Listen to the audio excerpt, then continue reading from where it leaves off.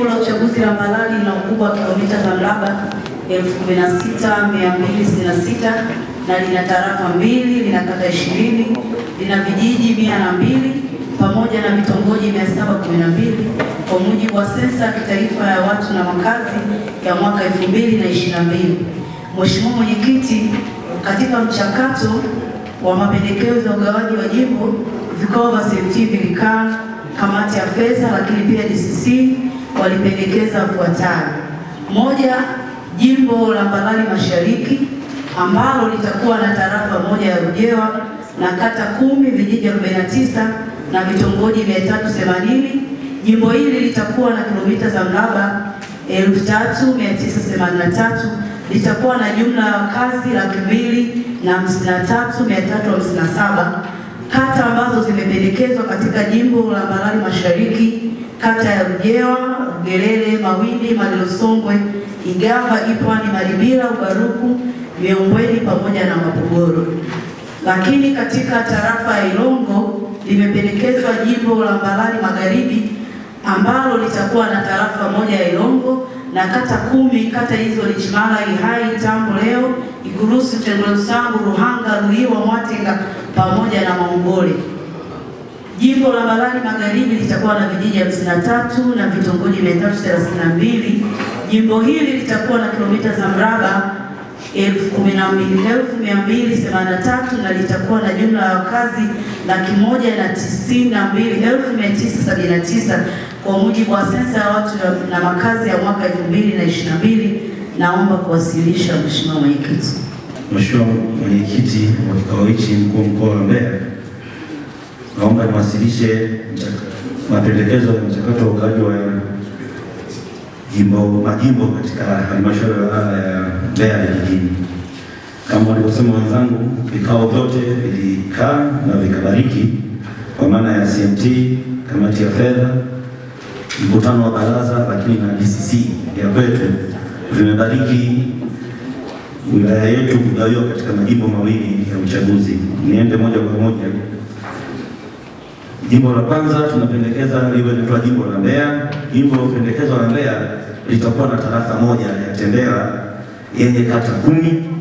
Kata hizo ni Wanjiro, Ihango, Inyala, Itewe, Ijombe, Maendeleo, Tembela, Igomba, Ulenje na Ilungu, zenye jumla ya vijiji 54 na vitongoji 328. Jimbo hili litakuwa na kilomita za mraba 1,216 ambalo ni nusu ya jimbo la Mbeya vijijini. Na sasa litakuwa na jumla ya wakazi 95,137 kwa mujibu wa sensa ya mwaka ya 2022. Jimbo pendekezo la Mbeya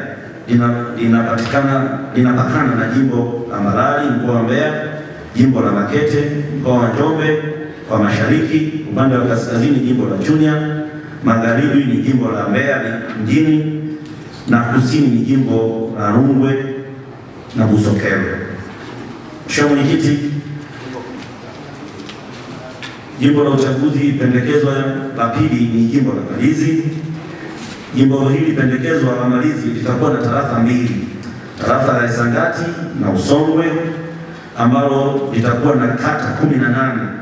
Kata hizo ni Ukwa, Mjere, Mshewe, Utengule, Usongwe, Msalala, Swaya, Igale, Iwindi, Bonde la Songwe, Iunga, Mapinduzi, Isuto, Itawa, Santilia, Ilembo, Shizuvi, Masoko, Iwiji na Izia, zenye jumla ya vijiji 86 na vitongoji 575.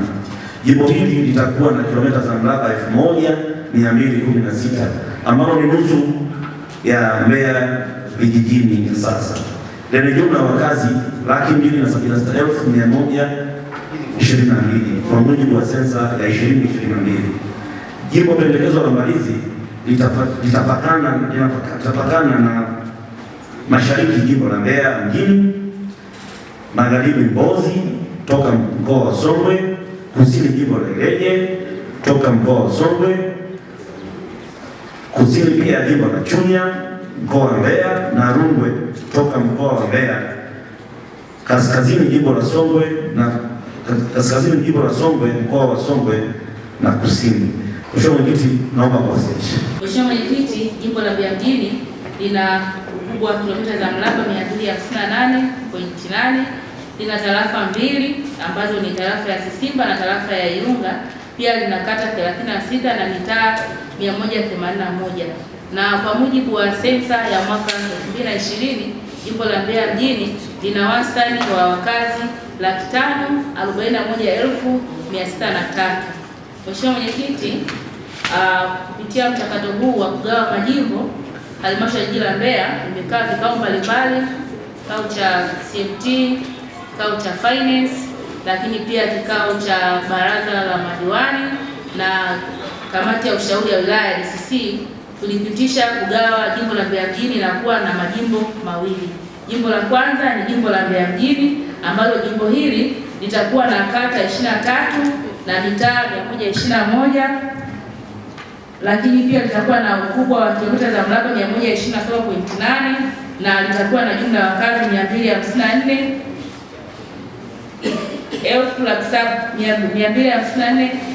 254,746.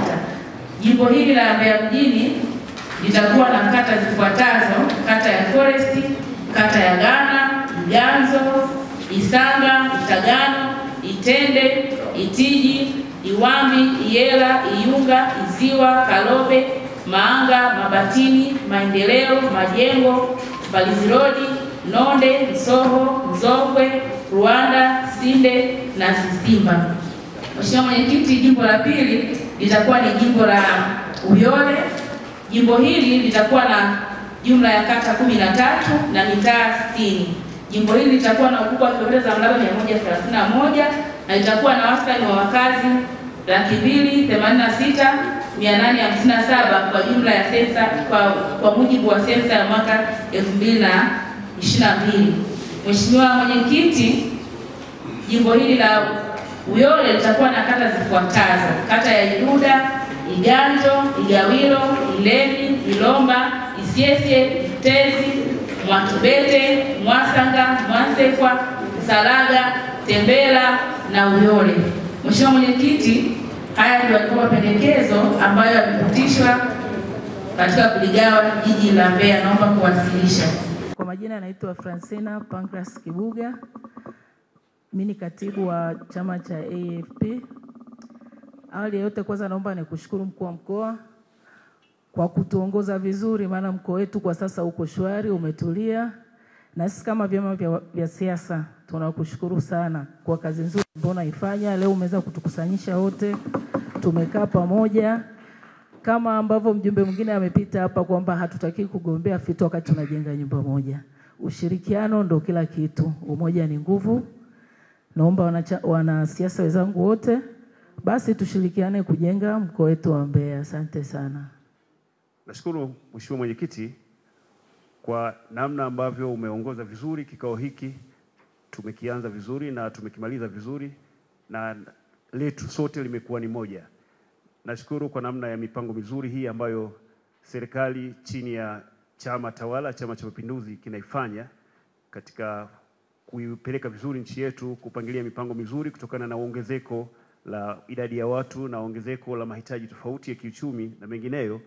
Ni wazi kwamba katika mipango hii mizuri inavyokwenda, maendeleo na mafanikio makubwa ya nchi yetu yatapatikana.